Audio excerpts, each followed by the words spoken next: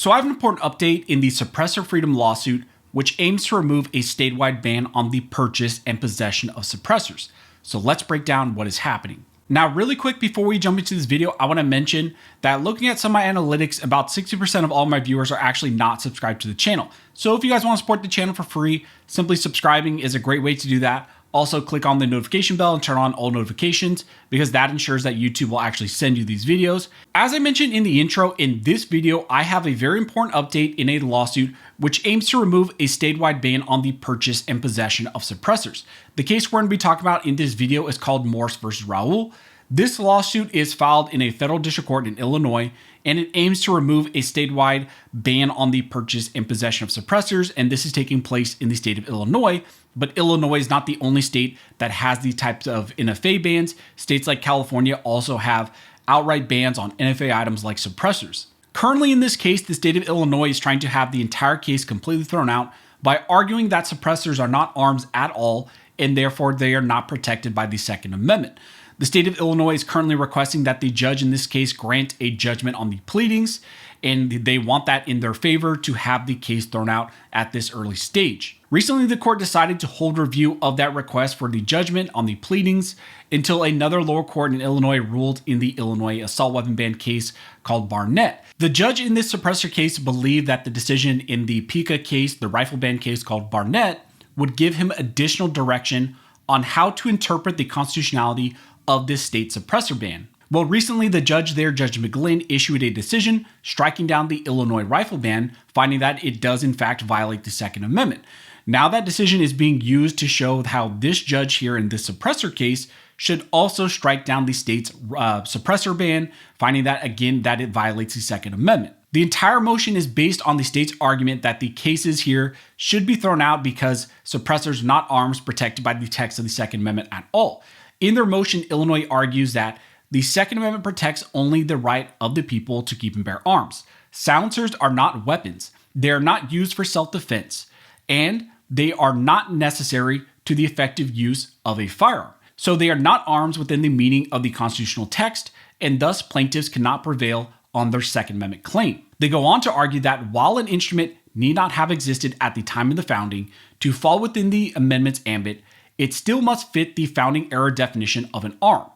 And a silencer is not itself used to cast at or strike another. It does not contain, feed, or project ammunition, and it does not serve any intrinsic self-defense purpose. And while some people find silencers useful, they are not so critical to firearms ownership that firearms cannot be used effectively without them. Silencers are therefore not arms within the original meaning of the constitutional text. They also go on to state that silencers do not satisfy this definition of arms. A silencer is a firearm accessory.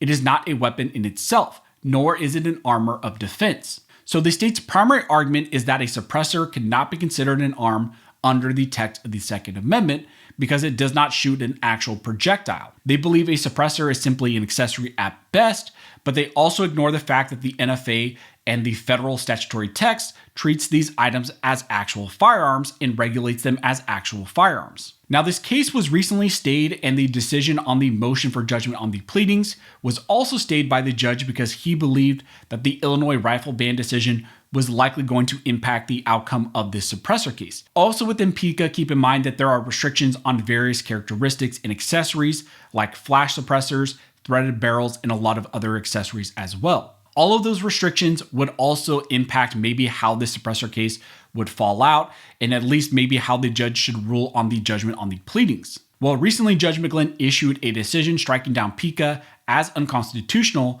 and because of that, the plaintiffs in this suppressor case have now submitted that win as support for why this motion for judgment on the pleadings should at least be denied and why this case should be allowed to proceed forward. In the recent letter to the court, the plaintiffs stated that plaintiffs respectfully move this court to file the following supplement authority of Barnett versus Raoul as to plaintiffs' response in opposition to defendants' pending motion for judgment on the pleadings.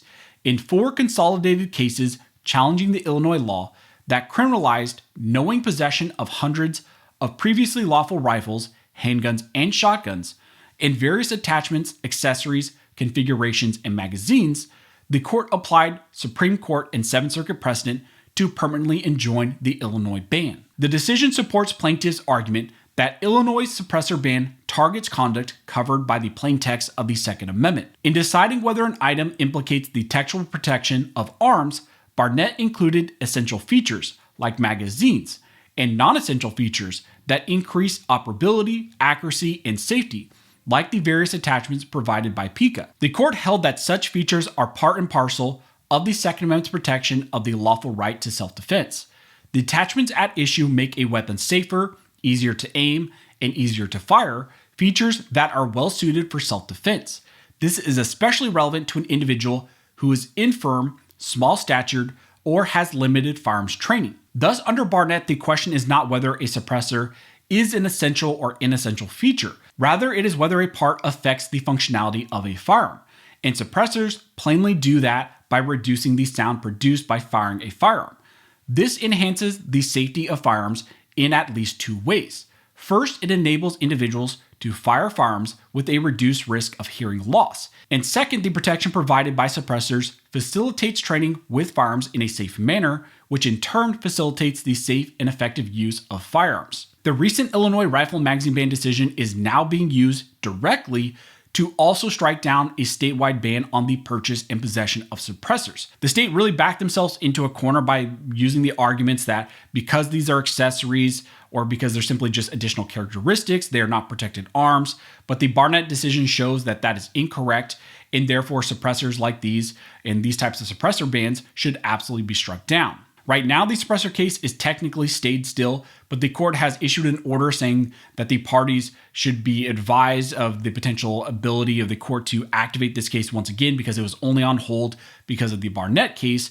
But also here you have this additional case, Barnett, now being filed as a supplement, and the court has taken notice of this case as a supplement, and the court is going to use this to potentially reach the decision on whether or not the judgment on the pleadings should be granted in the state's favor and whether or not this case should be thrown out right now.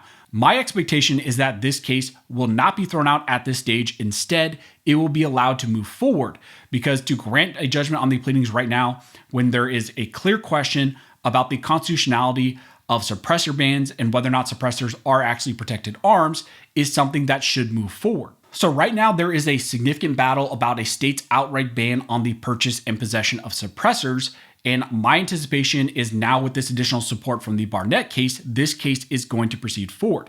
Now there is a question about the fact that the Barnett case has been appealed to the 7th Circuit, and the 7th Circuit has decided to stay the decision of Judge McGlynn in the Barnett case, and is going to move forward at that 7th Circuit level. And the 7th Circuit Court of Appeals is going to issue a decision on the merits of that case.